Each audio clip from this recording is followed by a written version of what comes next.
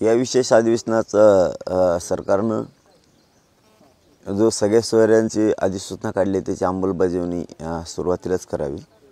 नंतर मागासवर्ग आयोगानं जो अहवाल दिला तो स्वीकारलेला तर आहेच त्यांनी। त्याचा कायदा करण्यासाठी नंतर दुसऱ्या सत्रात त्यांनी तो चर्चेला विषय घ्यावा। कारण आंदोलन हे मराठ्यांनी करोडो मराठ्यांनी ओबीसीतून मराठ्यांना आरक्षण मिळावं म्हणून उभा केलेलं आहे। त्या मराठ्यांच्या नोंदी सापडल्या, त्या नोंदीच्या आधारावर ज्या महाराष्ट्रात मराठ्यांच्या नोंदी सापडल्या नाहीत त्यांना आरक्षण देण्यासाठी सगळ्या सोयऱ्यांची अधिसूचना सरकारनं काढलेली। त्यासाठी सरकारला विनंती की त्यांनी अगोदर आज जे अधिवेशन आहे आजचं विशेष अधिवेशन त्याच्यात अगोदर सगळ्या सोयऱ्यांचा विषय घेऊन त्याची अंमलबजावणी करावी आणि महाराष्ट्रातल्याही सर्व आमदार महोदयांनी आणि मंत्री महोदयांनी मराठ्यांच्या यांनी या सगळ्या सोयऱ्यांची अंमलबजावणी करण्यासाठी तो विषय सगळ्यांनी लावून धरावा।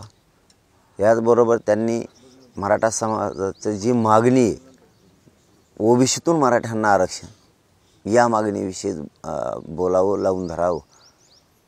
मराठ्यांची मागणी एक आणि तुम्ही वेगळी करताय की वेगळी द्या, जर तुम्ही असं केलं तर तुम्हाला तुम्ही मराठ्यांचे विरोधी आहेत हे आजपासून ग्राह्य धरलं जाईल। कारण मराठा बघणार आहे कोण बोलतोय, कोण काय कारणं सांगणार आहेत। सगळ्याच आमदारांनी सुद्धा इतरही आमदारांनी याविषयी बोलावं।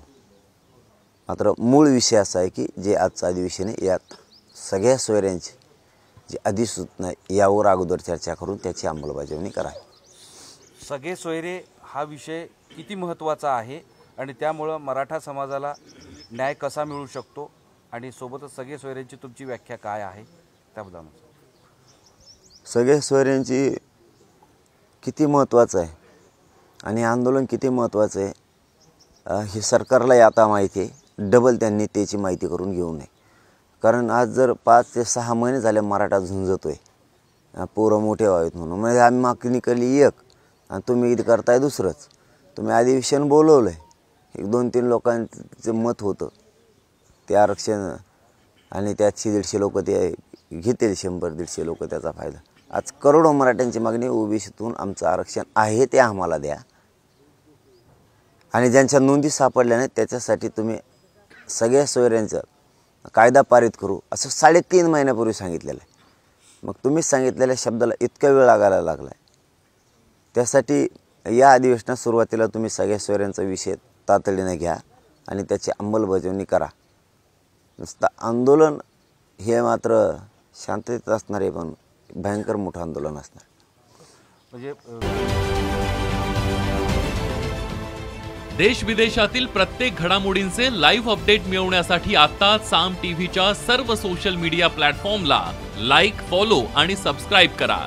तसंच सर्व नोटिफिकेशनसाठी बेल आयकॉन प्रेस करायला विसरू नका।